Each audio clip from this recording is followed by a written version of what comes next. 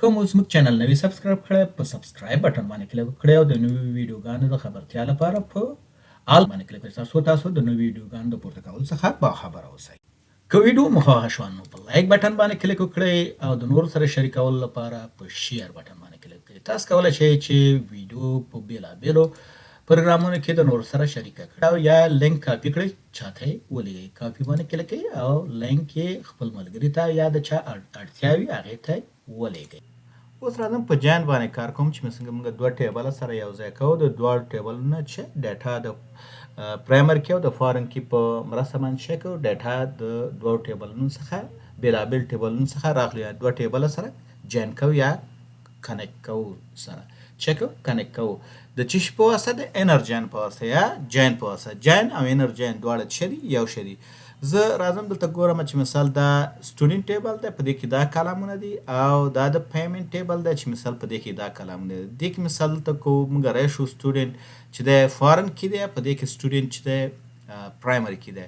زه اوس دلته راځم ورته وایم چې سلیکټ او ورته وایم چې سټوډنټ ډاټ فرست نیم د سټوډنټ چې فرست نیم راواخله مثال کوم یو دی دا دی. په کله چې زه وایم چې سټوډنټ ډاټ فرست نیم یعنی د سټوډنټ په ټیبل کې فرست نیم کالم راواخله چې په سټوډنټ ټیبل کې فرست نیم کالم. اوس راځم ورته وایم چې کاما بیا ورته وایم چې پیمنټس ډاټ اماونټ چې په نامه باندې اماونټ په نامه باندې مثال د دې نه چې راواخله اماونټ راواخله د کوم ټیبل نه. اوس ورته وایم چې فرام سټوډنټ ټیبل مثال اوس ورته لیکم چې جاین کا یعنی چې جاین کا کوم یو پیمنټ ټیبل دا چې کا جاین کا په چی شي باندې جاین کا آن مثال په چی شي باندې چې کا جاین کا آن ورته هم چې سټوډنټ آی ډي سټوډنټ ډاټ سټوډنټ آی ډي مثال په سټوډنټ ټیبل کې دا سټوډنټ آی ډي چې مثال پرایمري کې دا د چې ده مساوي د کوم یو سره په پیمنټس ټیبل کې د سټوډنټ آی ډي سره ورته لیکم چې مثال پیمنټ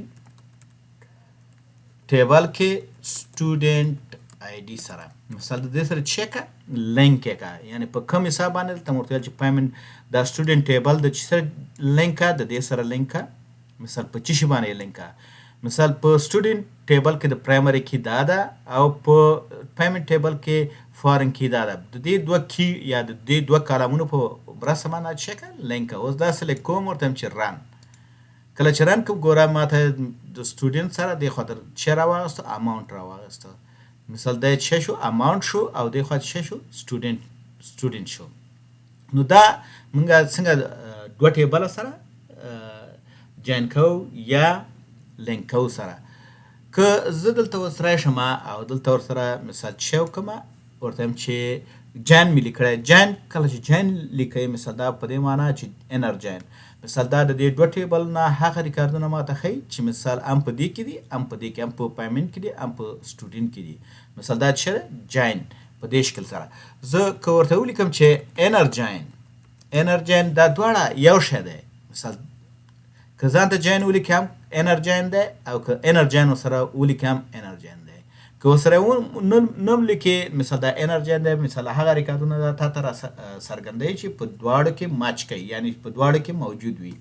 نو که زه دا بیا رن کوم دا سلیکټ کوم ورته چې رن مثال ګورئ مثال هغه نتیجه چې مخکې وه همغه نتیجه اوس هم دا ټوټل څومره دی ګوره دلته په دې ټوټل کې وګورئ دلته 40 روز دي یا 40 ریکارد دي. که زه تېنه دا انر تېنه لرې کوم اوس مثال ګوره بیا یې ټیسټ کو ګورو ورته چې سلیکټ دا مثال ګورئ دا اوس بیا هم 40 دي یعنی نتیجه د دواړو څه ده یو شی ده. ډیره مننه چې دا ویډیو مو تر پایه پورې وکتله. که ویډیو مو خوښه شوه مهرباني وکړئ لایک یې کړئ او خپل نظر مو د کمنټس په برخه کې زموږ سره شریک کړئ. ستاسو ملاتړ موږ هڅوي چې نورې ګټورې مسلکي او تخنیکي ویډیوګانې هم درسره شریکې کړو.